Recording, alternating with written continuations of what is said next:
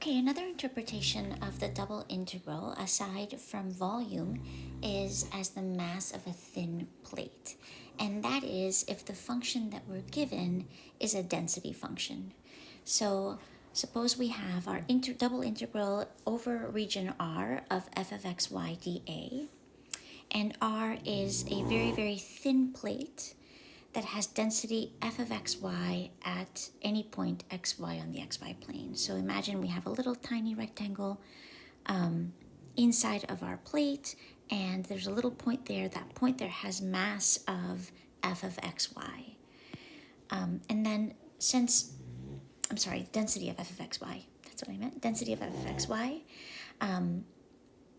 Since density is mass per unit area, then what we can do is take our density function and multiply it by our area element. And when we do that, what we've done is we've taken the mass per unit area,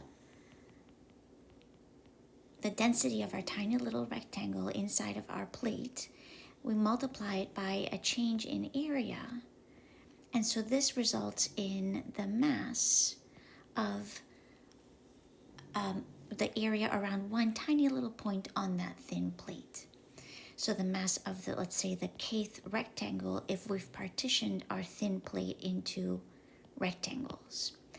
So if we want the mass of the entire plate, then we do the double integral over the region, which is our plate, of the density function. And now that's going to give us the total mass of the thin plate. So the idea here is our double integral gives us total mass of a plate because density, as long as our function is a density function, since density is mass per unit area, when we multiply by area, that gives us the mass of a small little rectangle in our partition. When we add them all together using our double integral, then we get the total mass of our thin plate.